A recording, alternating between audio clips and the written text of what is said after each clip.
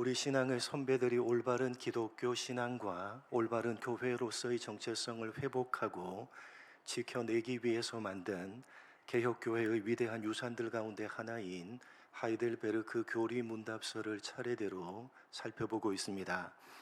여러분, 교리 문답서는 성경 전체에서 기독교 신앙의 뼈대를 이루는 가장 중요한 내용들을 뽑아서 문답 형식으로 만든 것으로 성경의 내용들을 핵심 요약 정리한 것입니다. 예수님께서 승천하시고 오순절 성령 강림 이후에 사도들은 복음을 선포하기 시작했습니다. 그리고 그러한 복음 선포를 통해서 기독교 공동체, 즉 교회 공동체가 형성되었고, 교회 공동체는 점차로 늘어나는 성도들을 참된 신앙을 가진 사람들로 세워가기를 고민하기 시작했습니다. 특별히 교회가 성장하는 것과 동시에 잘못된 신앙으로 사람들을 미혹시키는 많은 이단들이 생겨나기 시작하면서 교회 공동체는 올바른 신앙 교육에 대한 필요성을 더욱더 고민하게 되었고, 그런 고민 가운데 교회는 성경의 가장 기본적인 원리들인 교리를 정리해서 가르치기 시작했는데, 그것이 교리 교육의 출발이었습니다. 초대교회는 기존의 성도들은 물론이고 교회에 처음으로 출석하는 사람들, 그리고 자라나는 믿는 가정의 자녀들을 대상으로 교리 교육을 실시했는데, 교리 교육 과정을 마치지 못하면 세례를 받지 못했기 때문에 교회 공동체의 정식 일원이 되기 위해서는 반드시 교리 교육을 받아야만 했습니다. 이러한 초대교회의 교리 교육은 3세기로 접어들면서 학교 시스템과 같은 교육기관적인 형태를 띠기 시작했는데, 초신자를 교육시키기 위한 세례 후보자 학교를 시작으로 교리 전문 학교, 성당 학교로 발전해 갔습니다. 그러나 시간이 지나면서 5세기 무렵이 되자 성도들 전체를 교육의 대상으로 삼았던 성당 학교는 점차로 교역자들을 양성하는 교역자 전문 학교로 전환되어져 갔고, 중세시대로 접어들면서 교회의 교리 교육은 점차로 예식과 의식 중심의 중세식 교육으로 대체되어져 버렸습니다. 그렇게 중세시대 때 교회는 예식과 의식에 치중을 하면서 그 관심이 성경의 중요한 교리들을 올바르게 교육하는 것에서 점점 멀어져 갔고, 급기야는 성경을 성직자들만의 전유물로 만들어 버렸습니다. 그러면서 교회는 점차로 성경에서 이탈해서 타락해 갔고, 그와 함께 기독교 신앙의 교리들도 변질되기 시작했습니다. 가장 핵심 교리인 오직 예수를 믿는 믿음으로 구원을 받는다는 구원의 교리마저 예수를 믿는 믿음만으로는 부족하고, 믿음과 함께 사람이 행하는 행위가 합당해야지만 구원을 받게 된다는 소위 신인협력설이라는 인본주의적인 구원 교리로 변질되어져 버렸습니다. 그리고 그러한 인본주의적인 구원 교리를 바탕으로 해서 교회가 면죄부를 만들어서 판매를 하자, 이에 반발해서 마르틴 루터를 필두로 해서 종교 개혁이 시작되었고, 그 결과로 개신교회, 개혁교회가 탄생하게 된 것입니다. 교회의 새로운 분파를 만들어낸 것이 아니라 중세시대 때 교회가 그 본래의 모습을 잃어버리고 타락해버렸기 때문에 그 타락한 교회를 개혁해서 교회 본래의 모습을 회복하고자 했던 것이 종교개혁이었고, 그 결과 개혁교회인 개신교회가 탄생하게 되었던 것입니다.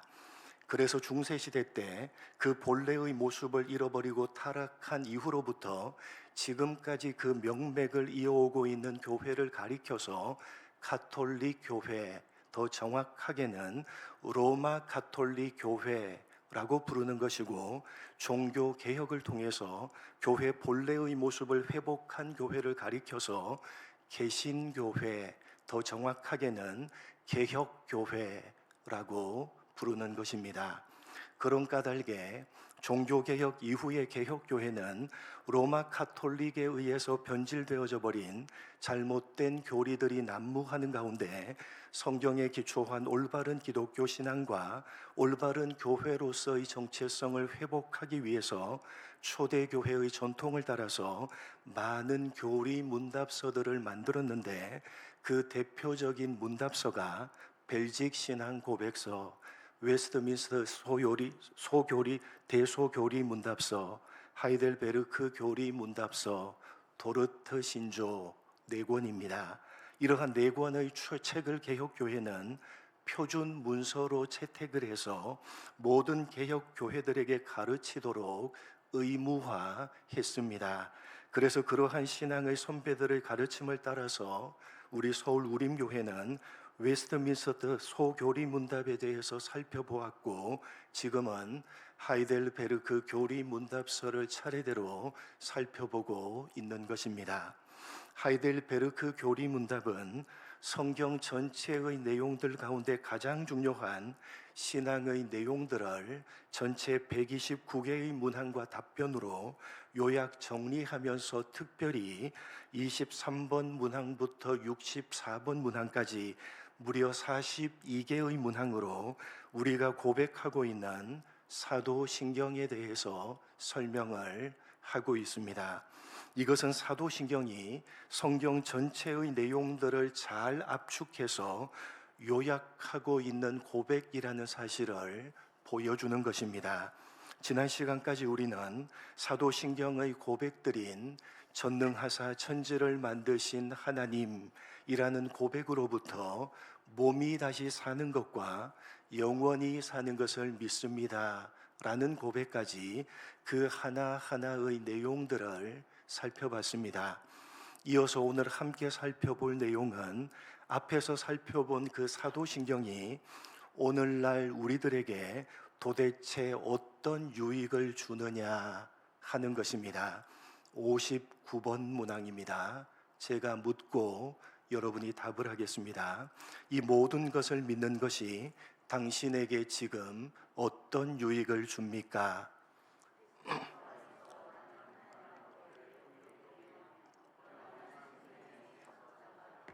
이 모든 것, 다시 말해서 앞서 23번 문항부터 58번 문항으로 자세하게 설명을 한 사도신경의 모든 내용들을 믿는 것이 우리들에게 어떤 유익을 주느냐는 것입니다.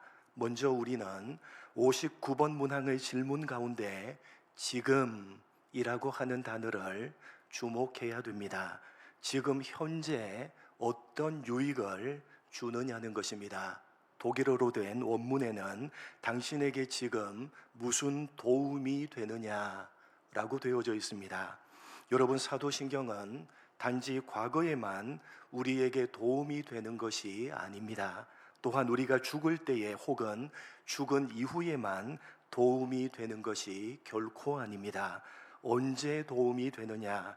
지금 현재 바로 이 순간에 도움이 되며 엄청난 유익이 되는 것입니다. 어떤 도움을 주며 어떤 유익이 되느냐? 59번 문항 답변에서 보는 바와 같이 그리스도 안에서 하나님 앞에 의롭게 되며 영원한 생명의 상속자가 되는 것입니다. 언제요? 언제 그렇게 된다고요? 사도신경을 고백하고 그 내용들을 믿고 있는 지금 현재 우리는 그리스도 안에서 하나님 앞에 의롭게 되며 영원한 생명의 상속자가 되는 것입니다. 과거가 아니라 또한 미래가 아니라 지금 현재 우리는 의롭게 되며 지금 현재 우리는 생명의 상속자가 되는 것입니다. 여러분, 사도신경의 내용들을 믿을 때 우리는 하나님 앞에 의롭게 됩니다. 다시 말해서 구원을 얻게 됩니다. 그러므로 만약에 누군가가 우리에게 구원을 위해서 무엇을 믿어야 합니까? 라고 묻는다면 우리는 즉각 사도신경의 모든 내용들을 믿어야 한다고 답을 해야 됩니다. 여러분, 기독교 신앙이 말하는 구원을 얻는다는 것은 다른 말로 하면 하나님 앞에 의롭게 되는 것입니다. 여러분, 이 세상 그 누구도 하나님 앞에 의로울 수가 없습니다. 성경이 선언하고 있듯이 의인은 없나니 하나도 없습니다. 모두가 다 죄인입니다. 로마서 3장 23절 함께 읽어보겠습니다. 시작.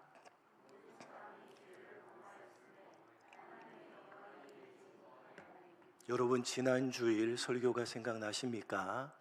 괜한 걸 물었습니까? 이르지 못한다 라는 말은 헬라어 원어로 휘스테레오, 절대로 미치지 못한다. 그렇게 이 세상 모든 사람들은 아무런 방법이 없는 본질적으로 함량 미달인 존재입니다. 여러분, 죄인이라는 것은 스스로의 힘으로는 의롭게 될 수 있는 가능성이 전혀 없는 상태다라는 말입니다. 그래서 성경은 죄인을 가리켜서 허물과 죄로 어떻게 되었다? 허물과 죄로 죽었다라고 말씀하고 있는 것입니다. 죽었기 때문에 스스로의 힘으로 의롭게 되는 것이 전혀 불가능한 죄인이라는 것이 이 세상 모든 사람들이 가지고 있는 상태입니다. 그런데 그런 죄인인 우리가 사도신경의 모든 내용들을 믿게 되면 그 즉시로 하나님 앞에 의롭게 되는 것입니다. 구원을 얻게 되는 것입니다. 여러분, 기독교 신앙이 말하는 구원은 우리 존재의 변화입니다. 여러분, 기독교 신앙이 말하는 구원은 우리 존재의 변화입니다. 우리가 가지고 있는 소유나 우리가 가지고 있는 환경과 조건의 변화가 아니라 우리 존재의 변화입니다. 오늘날 조국교회는 기독교 신앙이 신앙을 가진 그 사람의 소유나 그 사람의 환경이나 조건을 변화시켜 주는 것이라고 가르치는 경향이 있습니다. 예수를 잘 믿으면 형통하고 예수를 잘 믿으면 복 받는다 라는 미명하에 예수를 잘 믿으면 소유나 환경과 조건이 좋은 쪽으로 변하게 된다 라고 가르칩니다. 예수를 잘 믿으면 사업이 잘 되고 예수를 잘 믿으면 병이 낫고 예수를 잘 믿으면 하는 모든 일이 형통하게 술술 잘 풀린다 라는 식입니다. 그래서 성도들이 사업이 막히고 몸이 아프고 모든 일이 잘 안 풀리게 되면 어떤 생각을 합니까? 혹시 내가 신앙생활을 제대로 하지 못해서 그런가? 혹시 내가 기도를 많이 하지 않아서 그런가? 라고 잘못된 생각을 하게 만들고 있습니다. 여러분, 그렇지 않습니다. 여러분, 그렇지 않습니다. 물론 하나님께서는 우리들의 삶을 책임져 주십니다. 그러나 여러분, 기독교 신앙이 말하는 구원은 우리가 가지고 있는 소유나 우리의 환경과 조건의 변화가 아니라 우리 존재의 변화입니다. 그렇기 때문에 예수를 믿는 기독교 신앙이라는 이름으로 우리가 기대해야 되는 바는 우리의 소유가 더 많아지고 우리가 가진 환경과 조건이 더 좋은 쪽으로 변화되어지는 것이 아니라 우리 존재의 변화여야 되는 것입니다. 죄인인 우리가 의인이 되는 것입니다. 기독교 신앙을 가지게 되면, 예수를 믿게 되면 그 사람의 존재가 하나님 앞에서 의롭게 되는 것입니다. 스스로는 의롭게 될 방법이 전혀 없는 죄인인 우리가 사도신경에 나오는 모든 고백을 믿는 믿음으로 예수를 믿는 기독교 신앙을 가지게 되면 그 즉시로 하나님 앞에서 의롭게 되는 것입니다. 그리고 그렇게 의롭게 되었기 때문에 죄가 가져다준 죽음에서 벗어나서 영원한 생명을 상속받는 상속자가 되는 것입니다. 그렇게 하나님 앞에서 의롭게 되어서 영생을 상속받게 되는 것은 오직 사도신경에 나오는 모든 내용들을 믿는 믿음으로 예수를 믿을 때 그 즉시로 우리가 받게 되어지는 복이요 유익이며 특권인 것입니다.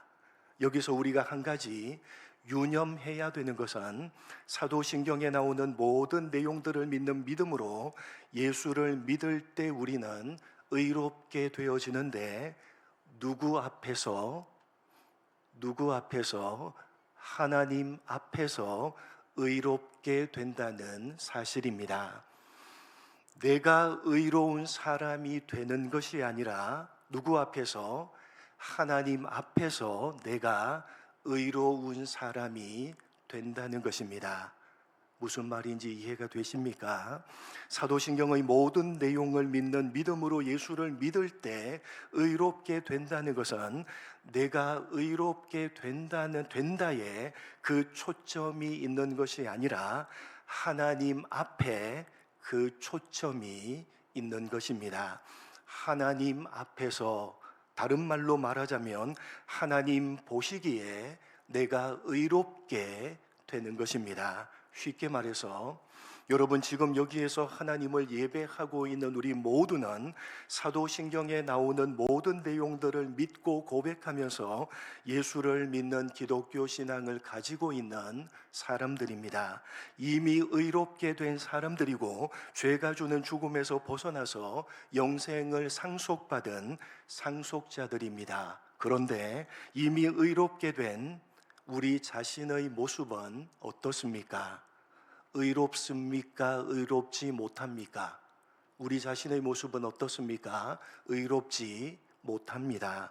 예수를 믿는 믿음을 가지고 있음에도 우리 자신은 전혀 의롭지 못하지만, 그러나 그럼에도 예수를 믿는 우리는 이미 하나님 앞에서 의로운 사람들입니다. 무슨 말이냐? 사도신경의 모든 고백들을 믿는 믿음으로 예수를 믿는 우리는 사실은 전혀 의롭지 못하지만 그러나 하나님 보시기에 의롭다는 것입니다. 그런 우리 자신은 전혀 의롭지 못하지만 하나님 앞에서 하나님 보시기에 의로운 예수 믿는 우리들이 가지고 있는 그런 의를 가리켜서 칭의라고 부르는 것입니다. 로마서 4장 5절입니다. 같이 읽겠습니다. 시작.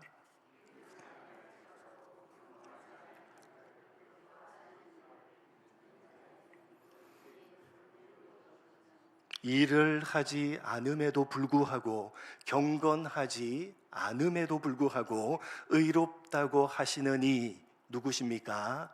하나님이십니다. 전혀 의롭지 않지만 그 하나님께서 의롭다고 칭해 주시는 것입니다. 누가요?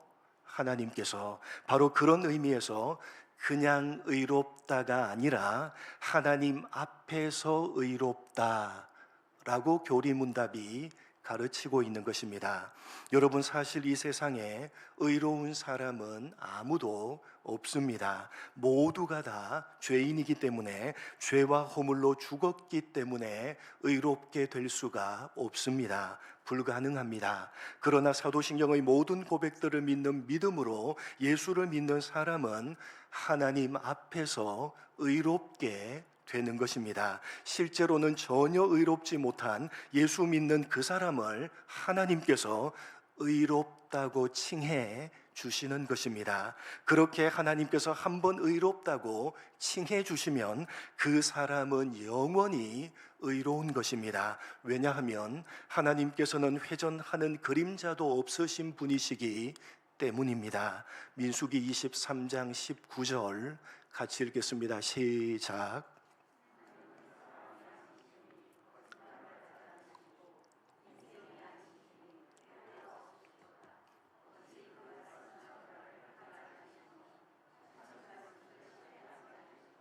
한 번 결정하시면, 한 번 의롭다고 판정해서 말씀하시면 하나님께서는 절대로 영원히 바꾸지 않으십니다.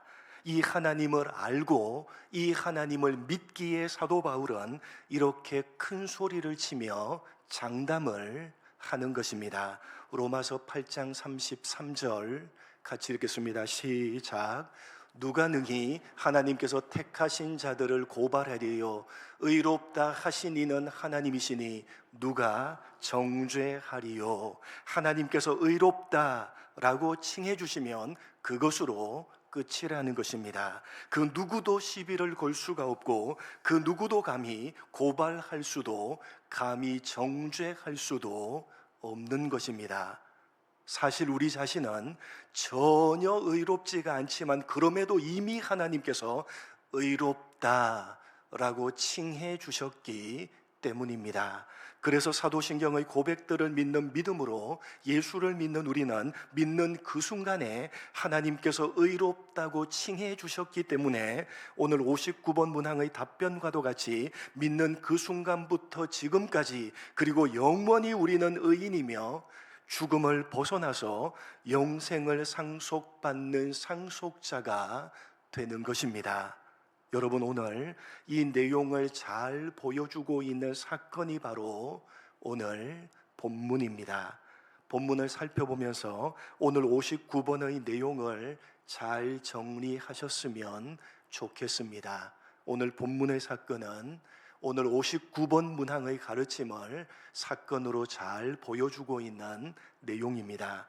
한번 살펴보겠습니다. 누가복음 18장 10절로 14절 한 절씩 교독합니다.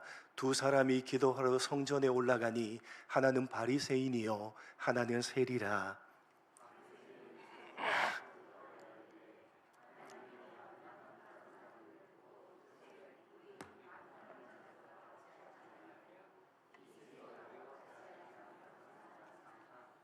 나는 일에 2번씩 금식하고 또 소득의 11조를 드리나이다 하고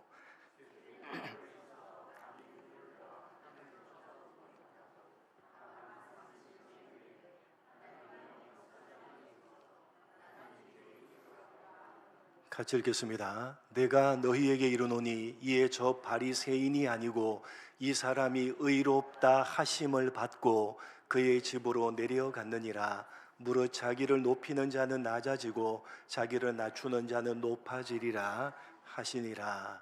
두 사람이 있습니다. 하나는 바리새인이고 또 하나는 세리입니다.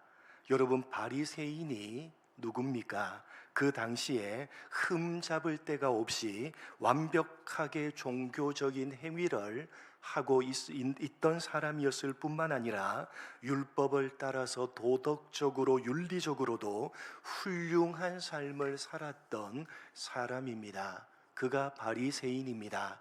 반면에 세리는요, 그 당시 모든 사람들에게 손가락질을 받던 사람입니다. 종교적으로나 윤리 도덕적으로나 너무나도 흠이 많았던 사람입니다.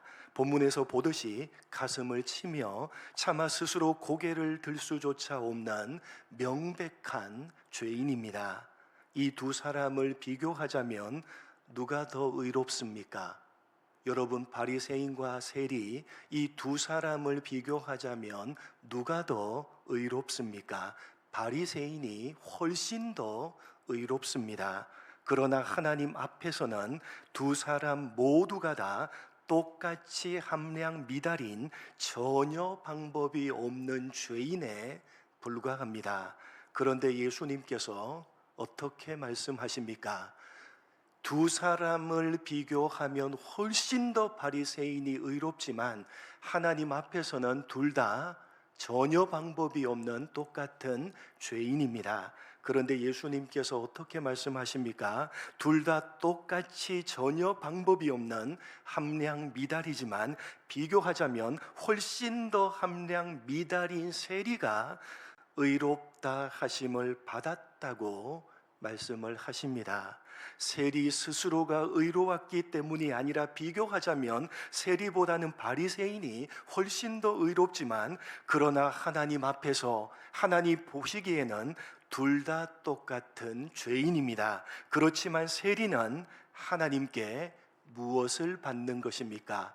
의롭다 하심을 받는 것입니다. 스스로 의로운 것이 아니라 의롭다 하심을 받는 것입니다. 스스로 의로운 것이 아니라 누구로부터? 하나님께로부터 의롭다 하심을 받는 것입니다.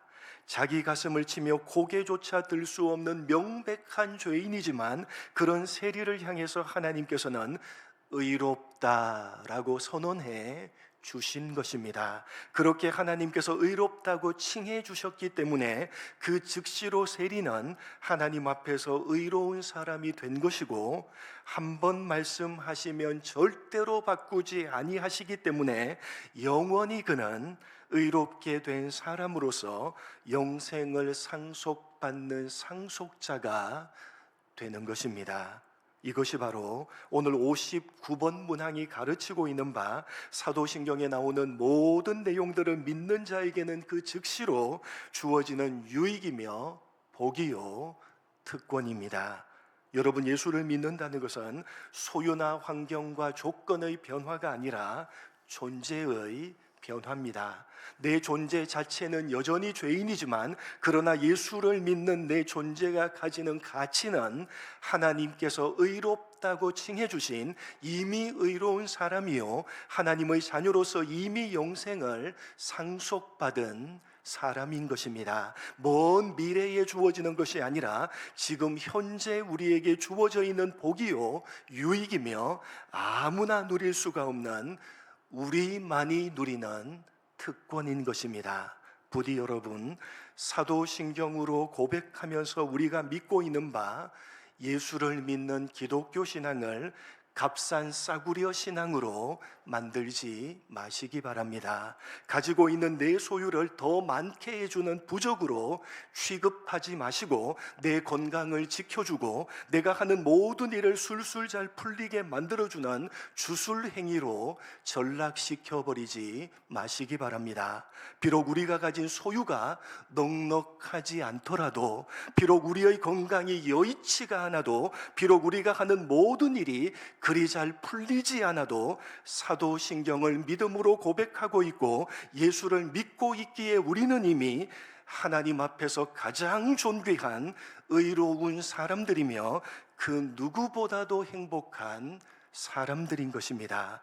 여러분, 이 세상은 우리가 가진 소유와 우리에게 주어진 환경과 조건을 보고 또한 우리 자신의 모습을 보고 우리를 평가하지만, 우리 하나님께서는 그리스도 예수 안에 있는 우리를 보시고 의롭다고 하시며 사랑하는 내 자녀라고 말씀하시는 것입니다. 이 세상 그 무엇과도 그 누구와도 바꿀 수가 없는 이 위대한 신분과 이 위대한 가치가 지금 현재 저와 여러분에게 주어져 있다는 사실을 기억하시고, 소유나 환경과 조건에 굴하지 마시고 여러분 스스로의 모습에도 낙담하지 마시고 믿고 있는 바 기독교 신앙의 품격을 지켜가시는, 믿고 있는 바 기독교 신앙의 품격을 지키시며 믿음으로 살아내시는 여러분 모두가 되시기를 주님의 이름으로 간절히